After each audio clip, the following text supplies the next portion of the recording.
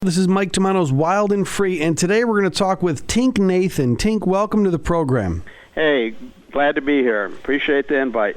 People know you from Tink's 69 doe and rut buck lure, which is probably responsible for more bucks becoming steaks and trophies than any other lure. Yep. It's been the number one for since 1969. You were at the inception of Bowhunter magazine.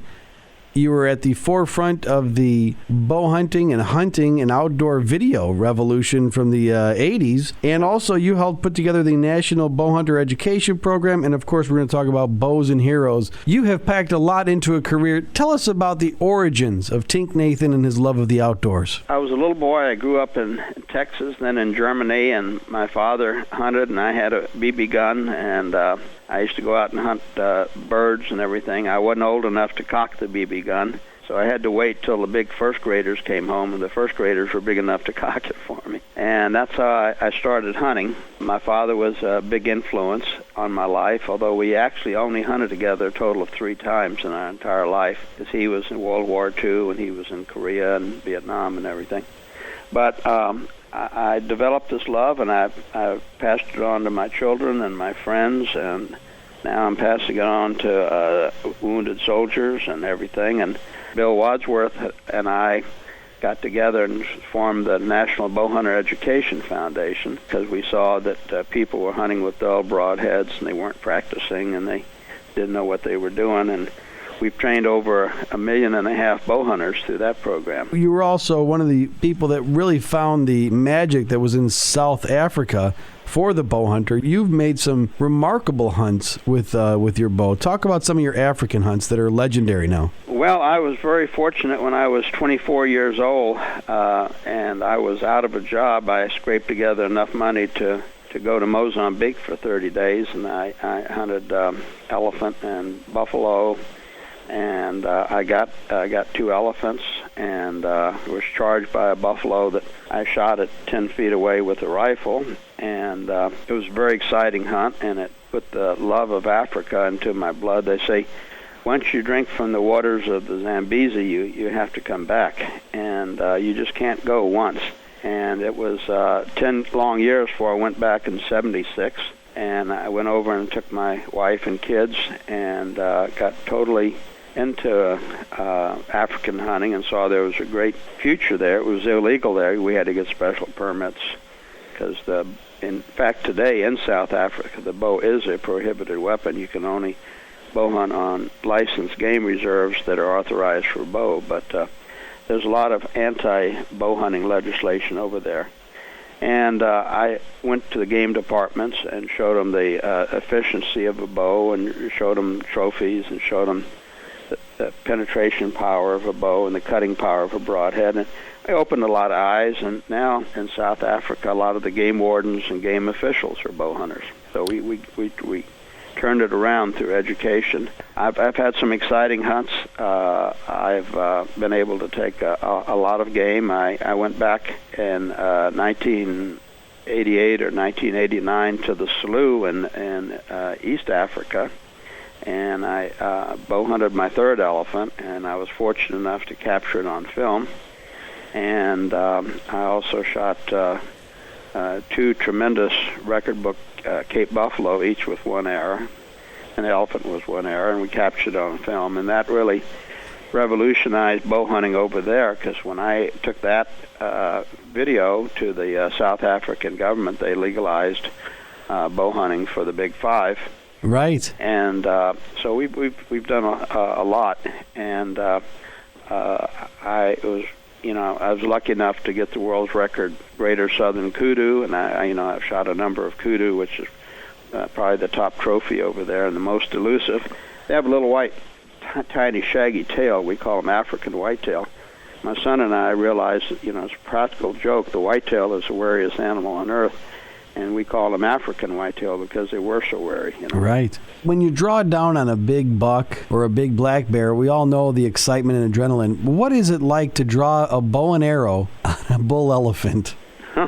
Well, I guess the pressure is that you have so much money tied up in the hunt, and that everybody's watching you, and if you make a bad shot, they're going to shoot it with a gun. so that it just puts tremendous pressure on you, And fortunately, I made one of the shots of my life on the elephant.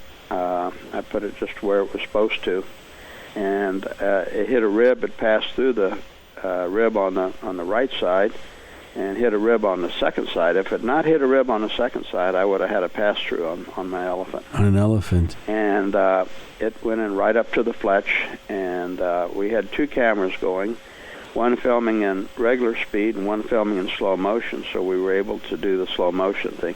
I took 2 photographers, which was really, really expensive deal, so that I would catch everything one way and the other. It's called A-B roll. And right. I was the first guy to ever do a hunting film in A-B roll. And we did the same with the buffaloes. We got 2 buffaloes with heart shot. One was head on to the chest, and I put it right to the fletch, head on in his chest. And then I shot a buffalo sideways. And when you shoot an animal in the heart, it gives an electric jolt, and a lot of times they really jump. Like when you shoot a whitetail and he really bucks, you've probably hard shot him. Well, this old buffalo that weighed 2,200 pounds, over a ton, he jumped up, and we have actually pictures of him as he took off with all 4 feet in the air, which is just... Wow. It's on, I have a video with all the stuff on it.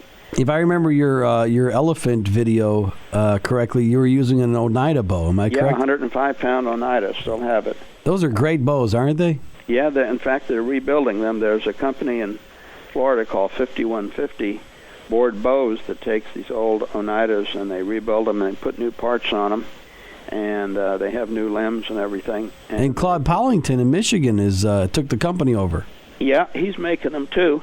Yeah. And it's the only bow that's being made by 2 different companies. He makes the originals. These other people refurbish them, and they have a growing business. The old Oneida Eagle won't die. It's still out there. It's a great bow, and people still use them. Yeah, revolutionary.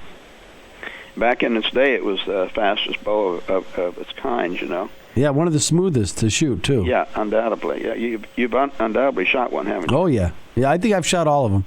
Yeah. I shot all the bows out there. I'll tell you, one of my favorite things growing up was to read Ask Tink in Bowhunter magazine. Let's talk about your contributions and your role in the inception of Bowhunter magazine. Well, they contacted me when they were putting it together, and a couple of us had written stories for Archery magazine, and a guy by the name of M.R. James had won first place in the story writing contest, and I won second place in it. And they asked me if I wanted to write some stuff for them, and I did, and I sent it in. I missed the first issue because they had made it up almost like 2 months in advance, but I got on the masthead with the second issue, and I did Ask Tink, and I was the technical editor, and the people had technical questions. Bowhunting wasn't that technical back then, but they still had questions. They wanted to know about fiberglass arrows, and they want to know about plastic fletch, and they want to know about replaceable blade broadheads and compound bows and everything. And I've been shooting a compound since '71 when I got my first Jennings. The first Jennings I got was serial number 486, which I still have. So I was one of the very first people to be shooting a compound in the world. And so I was an expert on it. And I like to think I know a lot about archery and bow hunting. And I wrote the column for 10.5 years.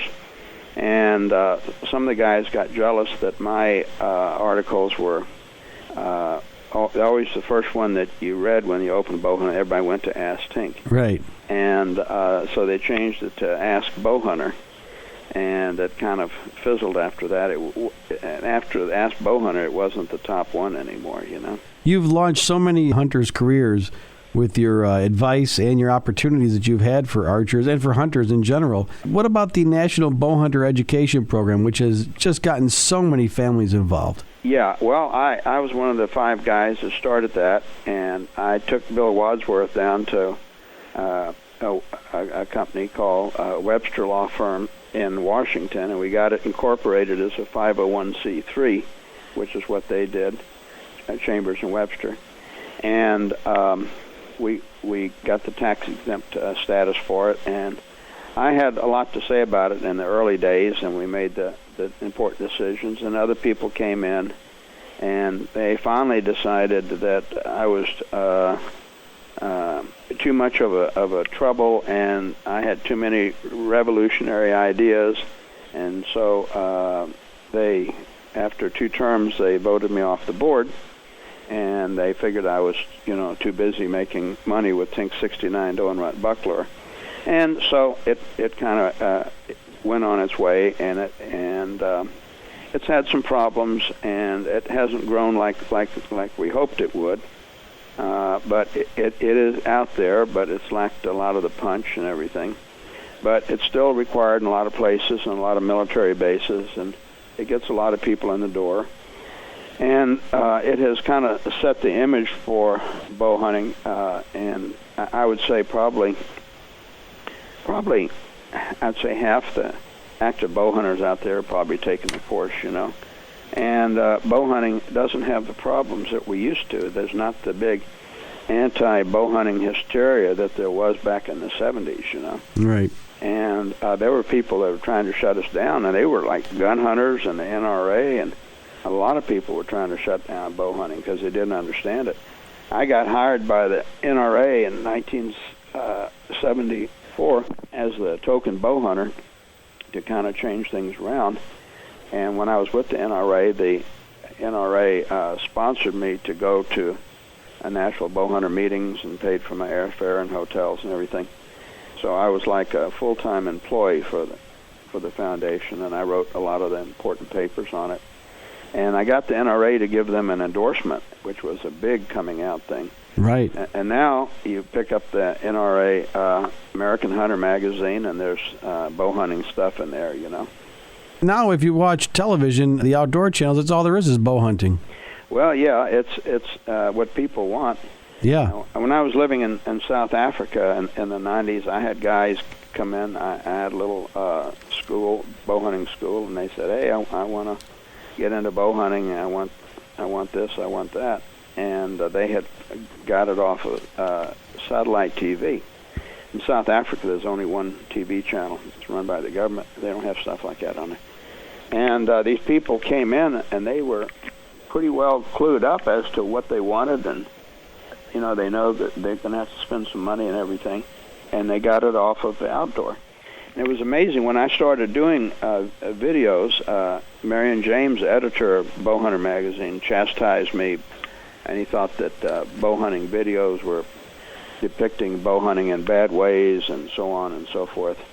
And I pointed out that that was not the case, and that there was a lot of opposition to showing bow hunting and everything. Well, I was proven right because, there's probably 10,000 bow hunting videos out there, and there's probably 500 hunting shows, and most of them cover a lot of bow hunting.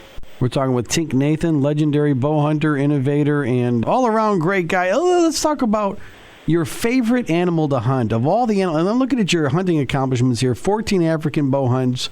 You lived in South Africa. You have numerous world records. Elephants, 3 elephants with a bow and arrow. That's got to be, you got to be the only person that ever did that. Yep. 3 elephants fell to your bow. So if you had to choose one animal to hunt, I know you've shot a lot of bison, a lot of buffaloes. What are your favorite animals to hunt?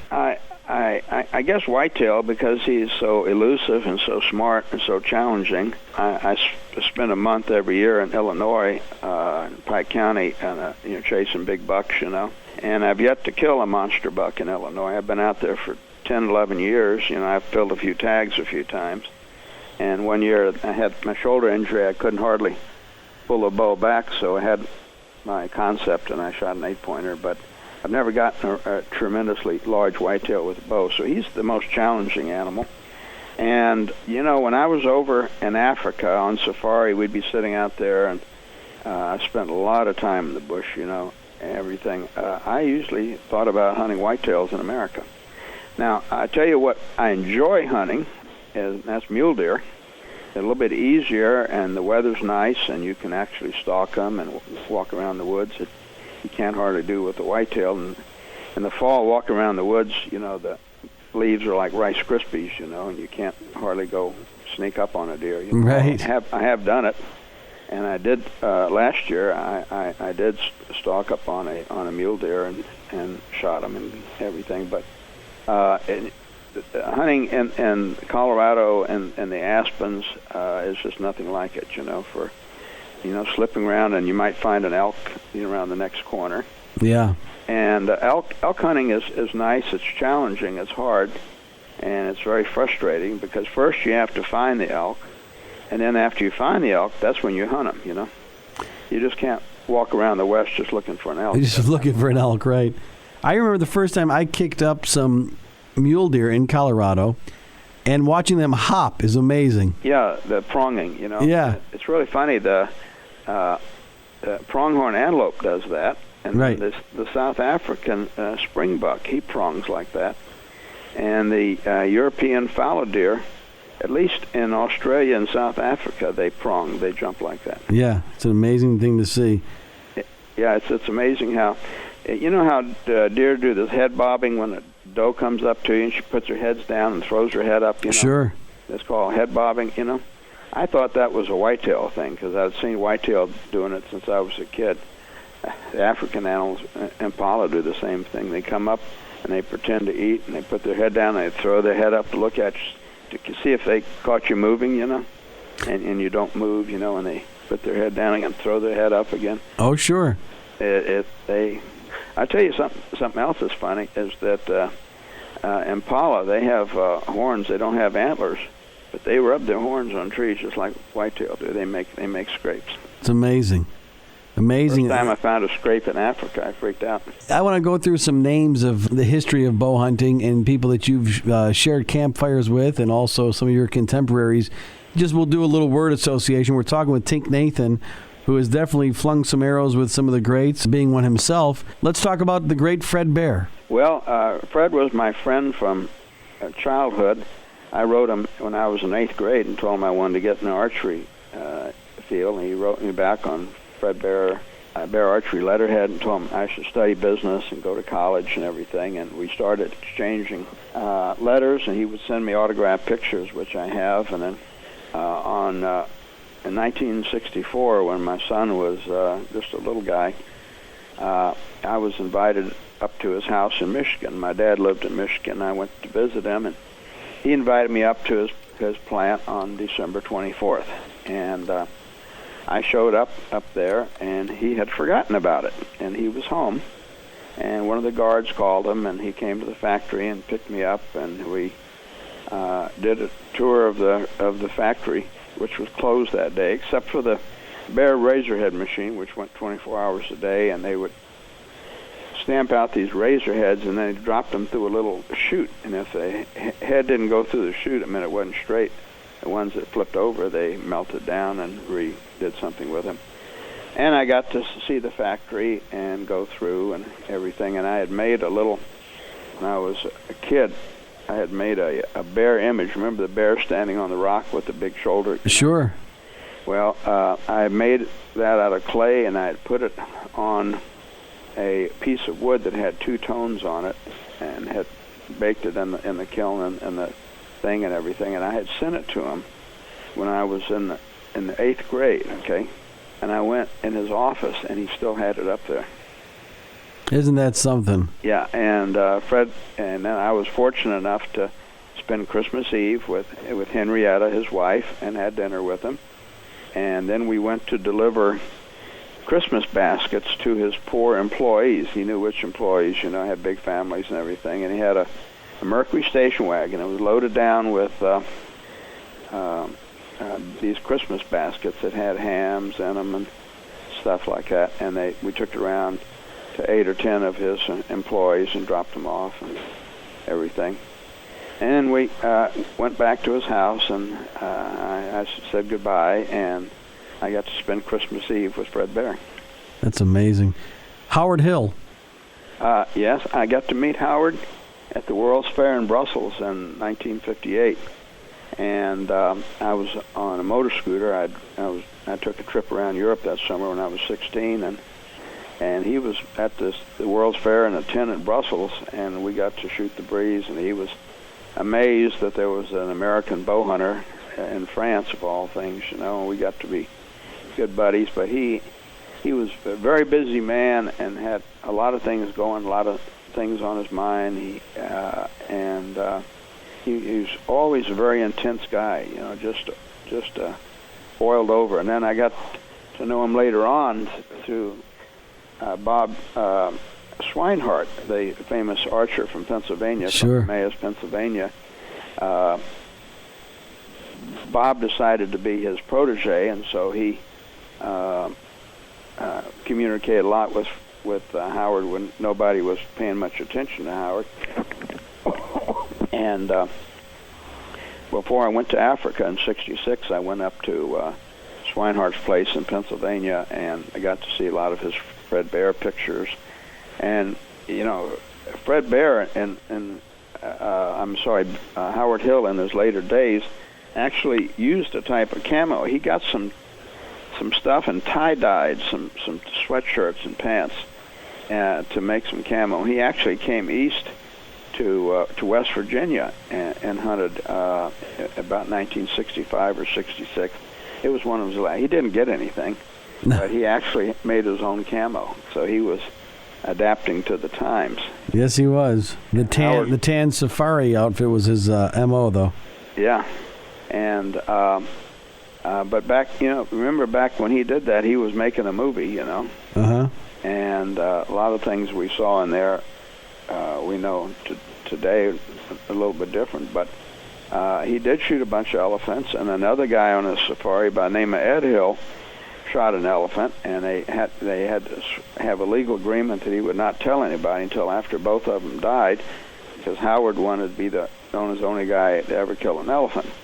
And so after Ed Hill died, his wife sold me his archery collection, and I have some of the arrows. They were exactly the same arrows that Howard Hill had, and in his collection was one of Howard Hill's arrows, which I have on my mantle. I'm looking at right now. It's a long shaft. It's a 20-40. It's about 34 inches long, and with a Caldwell broadhead, which is the one that I used to.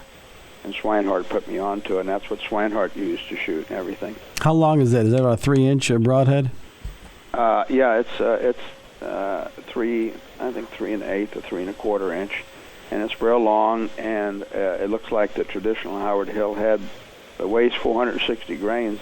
It's welded onto a piece of steel that slips over a 5/16 shaft. And I shot my first 2 elephants with a fish arrow, a 5/16 fish arrow, and the only way you could put it on was to slip the broadhead over, so that the inside diameter was 5/16. Right. And that's what I shot both my elephants with. And the one I shot through the heart, it bent somewhere in there, and they chopped it out, and I got it back and everything like that. Inducted into the International Bowhunters Hall of Fame in 1985, one of the foremost educators, innovators, and archers, Tink Nathan, with us today. I want to talk about Bows and Heroes. Yeah, Operation Bows and Heroes is a charity that I started, a little ministry with my church, and that we get wounded soldiers from Brooke Army Medical Center in Fort Sam. It's called BAMC. And when the soldiers are well enough to leave the hospital but are still assigned to the hospital, we bring them out and we teach them archery and bow hunting for our archery weekend. A couple from the church comes out to cook and clean. The American Legion here, Post 583 from Centerpoint, they go and pick them up and take them back, and we bring 1, 2, 3 guys at a time, and we teach them archery and bow hunting. And if they can't shoot a regular bow, we have 2 75-pound crossbows that they can shoot, and we feed them T-bone steaks, and we have a big barbecue, Texas style, plenty of food. And for dessert, we find out what they like to eat for dessert. If a guy says apple pie, he gets a whole apple pie for dessert with every meal instead of just a slice, and put a quart of Bluebell ice cream on it. All right. Texas ice cream. And then when they can't shoot all the time, they watch hunting videos and hang out with me, and I'm kind of like a mentor to them. I have a military background, and so forth, and they stay up till 3 o'clock in the morning, smoking cigars and telling war stories. And when they have free time, you know what they watch on television? What's that? The military channel. See, they can't get enough of it. They can't get enough. That's my line. Good Lord. And they all think they're going to go back to the unit. Of course, very seldom they do. They usually, Army keeps them around for a while and slides them out, you know. Isn't it amazing, and, all these heroes? When they get ready to go home, we give them a bow that they've been shooting. It's a compound bow. Someone's donated it to us, and we put new sights on it. True Glow donates sights and bow quivers and rest and stabilizers and everything. And Easton donates Axis arrows to us, and we get a hard bow case and release and everything that they need to enjoy their sport. When we give them Allen wrenches, just the whole everything they need, you know. If people want to make a donation to Bows and Heroes, how can they get in touch with you, Tink? Through the internet. They can find Tink Nathan on the internet, but basically my number's 830-634-2878 in Texas. 830-634-2878. And our address is 275 Witt Road, W-I-T-T Road, Center Point, Texas. The zip code is 78010, and we'd be glad to have any bows, arrows, releases, even just one arm guard or just one tab or just one glove would be welcome, you know. Yeah, stuff will get recycled. Any old arrows that you have, any old field points, any old broadheads, and just anything, you know.